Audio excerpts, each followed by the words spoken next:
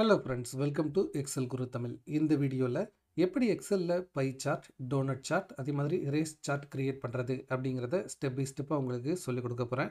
அதே மாதிரி ஒரு பெஸ்ட் விஷுவலைசேஷன் எஃபெக்ட்டுக்காக எப்படி நீங்கள் இந்த சார்ட்ஸை நீங்கள் ஃபார்மேட் பண்ணுறது அப்படிங்கிறதையும் இந்த வீடியோவில் சொல்லிக் கொடுக்க போகிறேன். ஸோ இந்த வீடியோவை ஸ்கிப் பண்ணாமல் ஃபுல்லாக பாருங்கள்.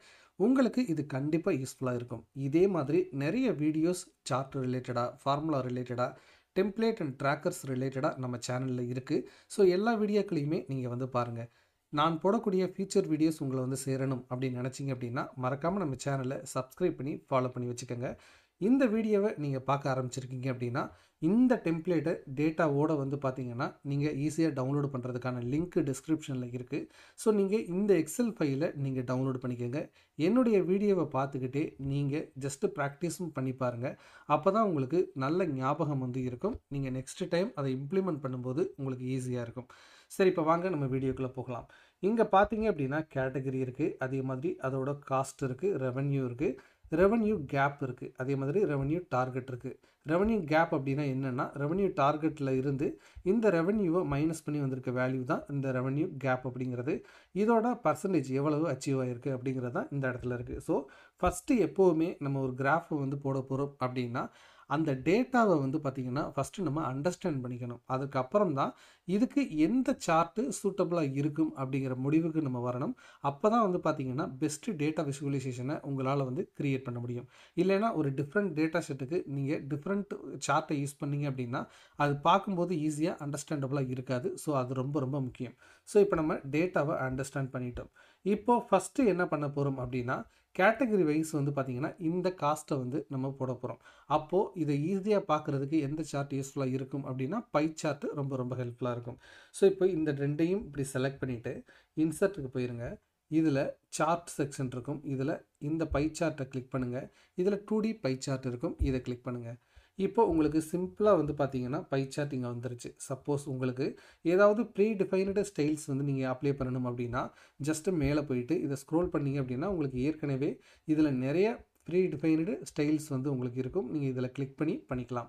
பட் நீங்கள் ஏதாவது மேனுவலாக அப்டேட் பண்ணணும்னு நினச்சிங்க அப்படின்னா ஃபார் எக்ஸாம்பிள் நமக்கு இப்போது டேட்டா லேபிள்ஸ் வந்து இல்லை.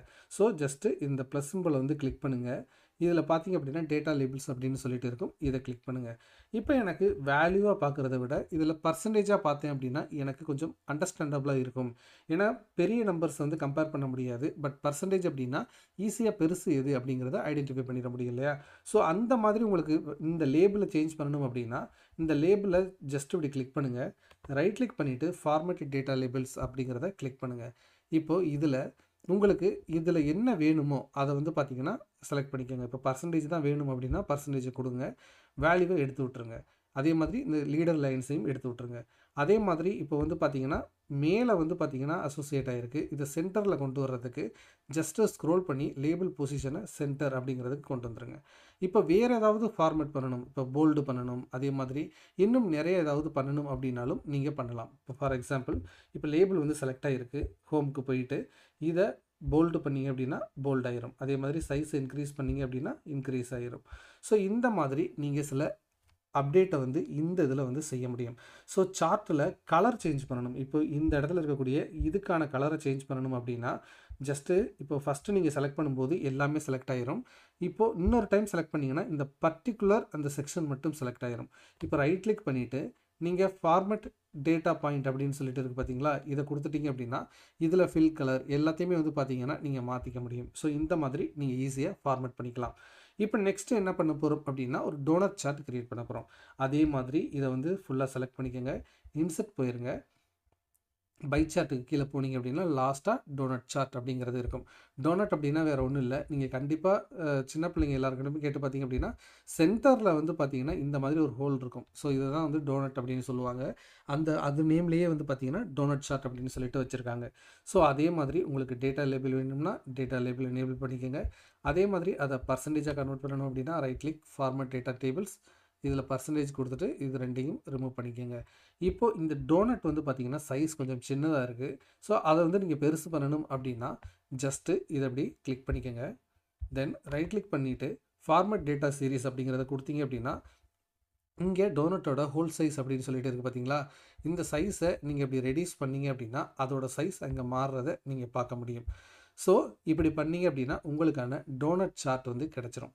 ஸோ டோனட் சார்ட்டுக்கும் இந்த பை சார்ட்டுக்கும் இடையில இருக்கக்கூடிய வித்தியாசத்தை இப்போ நான் உங்களுக்கு சொல்கிறேன். இது ரொம்ப ரொம்ப முக்கியமானது. இப்போ பாருங்க, இப்போ இது டோனட். இப்போ இதில் இன்னொரு வேல்யூவை நீங்கள் ஆட் பண்ணணும் அப்படின்னு நினச்சிங்கன்னா, ஜஸ்ட் இதை ஃபுல்லாக செலக்ட் பண்ணுங்கள். ரைட் கிளிக் பண்ணிவிட்டு செலக்ட் டேட்டா அப்படிங்கிறத கொடுங்க. இப்போ நம்ம என்ன செலக்ட் பண்ணியிருக்கோம்? காஸ்ட் மட்டும் செலக்ட் பண்ணியிருக்கோம். இப்போ ரெவென்யூவை நம்ம ஆட் பண்ணணும் அப்படின்னா ஜஸ்ட் ஆட் கொடுத்துட்டு சீரிஸ் நேம் அப்படிங்கிறதுக்கு ரெவென்யூவை கிளிக் பண்ணிக்கோங்க.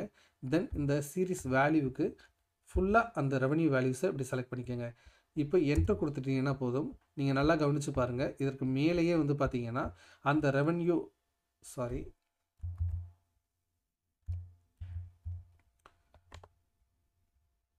செலக்ட் டேட்டா போயிட்டு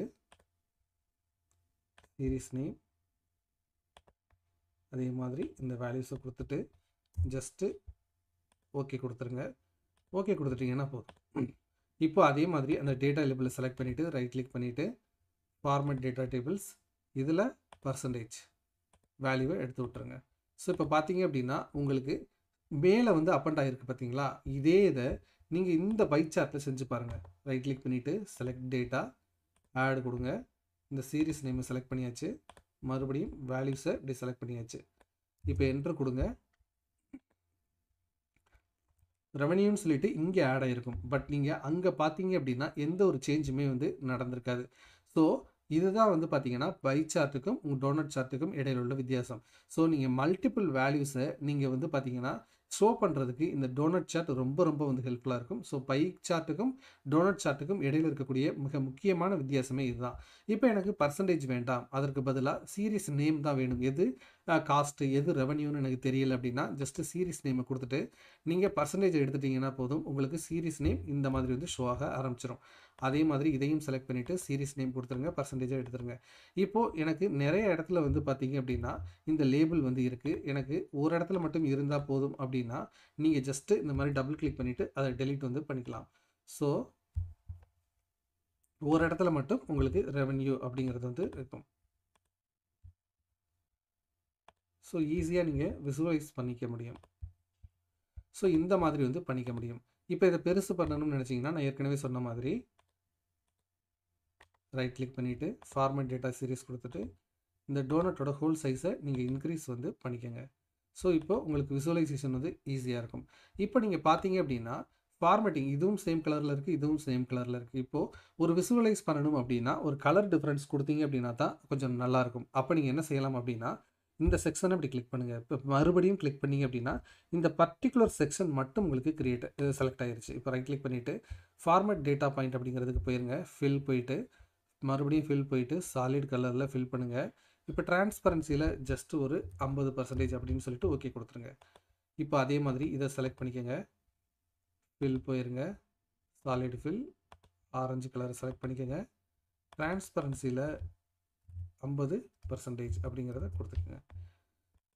ஸோ அதே மாதிரி கிரே கலரை செலக்ட் பண்ணிக்கோங்க. 50% அப்படிங்கிறத கொடுங்க. ஸோ அதே மாதிரி இப்போ எல்லோ கலர் ஃபில் போயிருங்க. No fill solid fill. இங்கே எல்லோ கலரை செலக்ட் பண்ணிவிட்டு 50% அப்படிங்கிறத கொடுத்துட்டிங்கன்னா போதும். உங்களுக்கு இந்த மாதிரி ஒரு ஃபார்மேட்டிங் வந்து கிடச்சிரும். ஸோ இந்த டோனட் சார்ட்டோட ஸ்பெஷாலிட்டியை நான் ஆல்ரெடி சொல்லிட்டேன். ஸோ இந்த மாதிரி குட்டி குட்டி ஃபார்மேட்டிங்கை நீங்கள் பண்ணீங்க அப்படின்னா உங்களுக்கு டேட்டாவை விசுவலைஸ் பண்ணுறதுல ரொம்ப ரொம்ப வந்து சூப்பர்பான ஒரு எஃபெக்ட் வந்து உங்களுக்கு கிடைக்கும். இப்போ நம்ம நெக்ஸ்ட்டு என்ன க்ரியேட் பண்ண போகிறோம் அப்படின்னு வந்து பார்த்திங்கன்னா ரேஸ் சார்ட் வந்து க்ரியேட் பண்ண போகிறோம். அது நிறைய இடத்துல கொஞ்சம் காம்ப்ளிகேட்டடாக நிறைய பேர் நினச்சிட்டு இருப்பாங்க. பட் அது வந்து பார்த்திங்கன்னா க்ரியேட் பண்ணுறதுக்கு ரொம்ப சுலபமாக தான் இருக்கும். ஸோ ரேஸ் சார்ட் நம்ம க்ரியேட் பண்ணுறதுக்கு முன்னாடி இப்போ எதுக்காக ரேஸ் சார்ட் க்ரியேட் பண்ண போகிறோம் அப்படின்னா இந்த 3 வேல்யூஸையும் ஷோ பண்ணுறதுக்காக தான் ரேஸ் சார்ட் வந்து க்ரியேட் பண்ண போகிறோம்.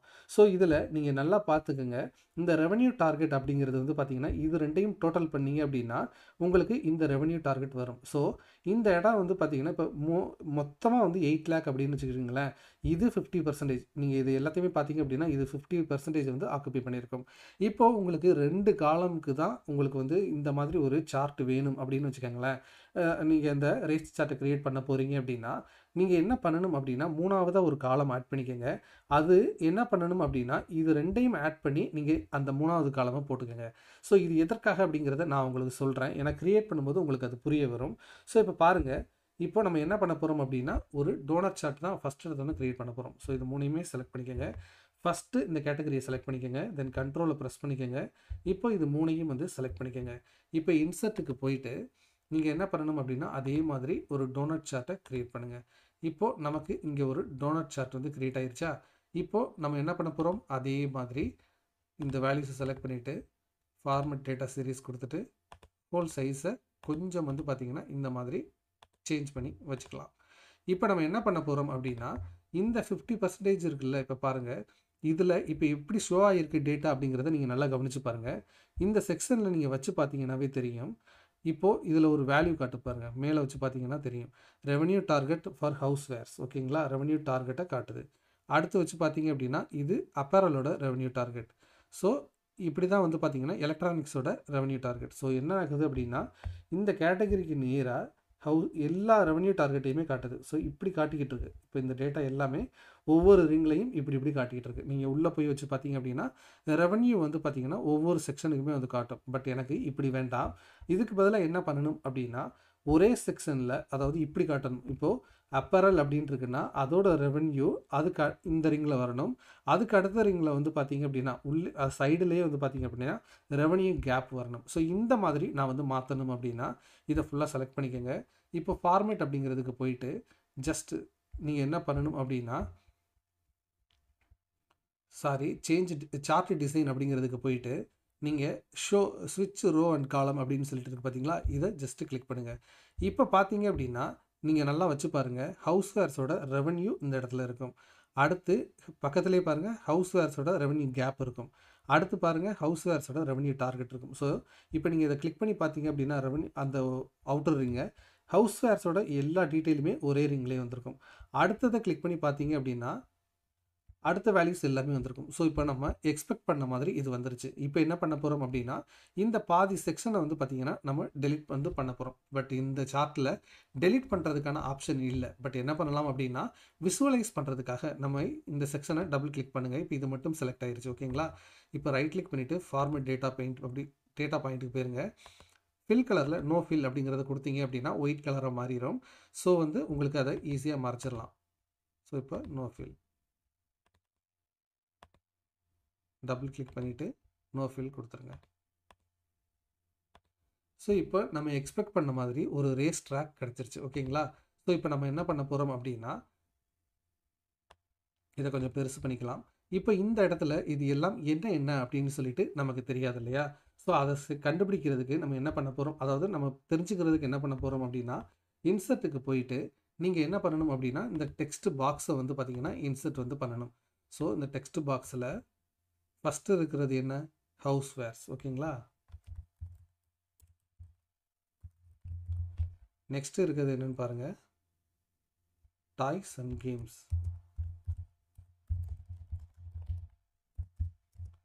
நெக்ஸ்ட்டு இருக்கிறது என்னன்னு பார்த்துக்கோங்க, எலக்ட்ரானிக்ஸ்.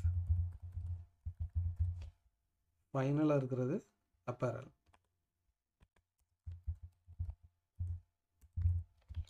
இப்போ நம்ம இது மாதிரி வந்து ரெடி பண்ணிட்டோம். இப்போ என்ன பண்ணுங்க,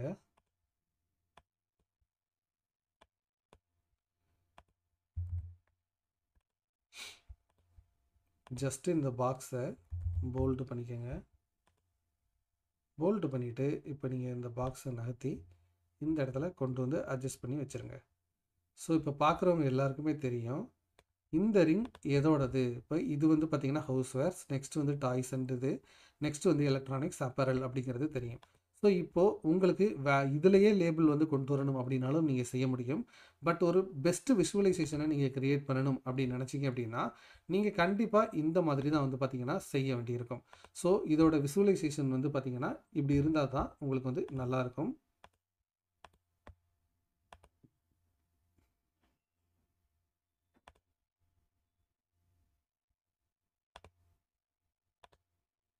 ஸோ அவுட்லைனையும் இப்போ வந்து எடுத்துட்டோம். ஸோ இப்போ பார்த்தீங்க அப்படின்னா நீட்டாக நமக்கு ஒரு ரேஸ் சார்ட் இப்போ க்ரியேட் ஆகிருச்சு. ஸோ இப்படி தான் வந்து ஒரு ரேஸ் சார்ட்டை நீங்கள் எக்ஸல்ல ரொம்ப சுலபமா வந்து கிரியேட் பண்ணணும். ஸோ இந்த வீடியோல எப்படி பை சார்ட் கிரியேட் பண்றது, எப்படி டோனட் சார்ட் கிரியேட் பண்றது, எப்படி ரேஸ் சார்ட் கிரியேட் பண்றது அப்படிங்கிறத பத்தி நான் உங்களுக்கு சொல்லிக் குடுத்திருந்தேன். ஸோ எந்த பிராக்டிஸ் ஃபைல் வந்து பார்த்தீங்கன்னா, நீங்க ஈஸியா டவுன்லோட் பண்ண முடியும். அதற்கான லிங்க் டிஸ்கிரிப்ஷன்ல இருக்கு. ஸோ இந்த வீடியோவ பார்த்துட்டு அப்படியே போயிறாதீங்க. பிராக்டிஸ் பண்ணியும் பாருங்க. அப்பதான் உங்களால அத ரியல் டைம்ல வந்து பார்த்தீங்கன்னா, உங்களுக்கு பிராக்டிஸ் பண்ணி அந்த ஒரு ஸ்கில் வந்து உங்களுக்கு இதாகும். இல்லைன்னா வந்து நீங்க கண்டிப்பா வந்து மறந்துறதுக்கு ஹை சான்சஸ் இருக்கு. நம்ம சேனல்ல இருக்கக்கூடிய பிற வீடியோக்களையும் பாருங்க. எல்லாமே உங்களுக்கு ரொம்ப ரொம்ப யூஸ்ஃபுல்லா இருக்கும். இந்த வீடியோ பிடிச்சிருந்துச்சுன்னா லைக் போடுங்க. இனி வரக்கூடிய வீடியோக்கள பார்க்கணும் அப்படின்னா சப்ஸ்கிரைப் பண்ணி ஃபாலோ பண்ணி வச்சுக்கோங்க. Thank you so much for வாட்சிங். இது எக்ஸல் குரு தமிழ். நான் உங்கள் ஸ்ரீதரன்.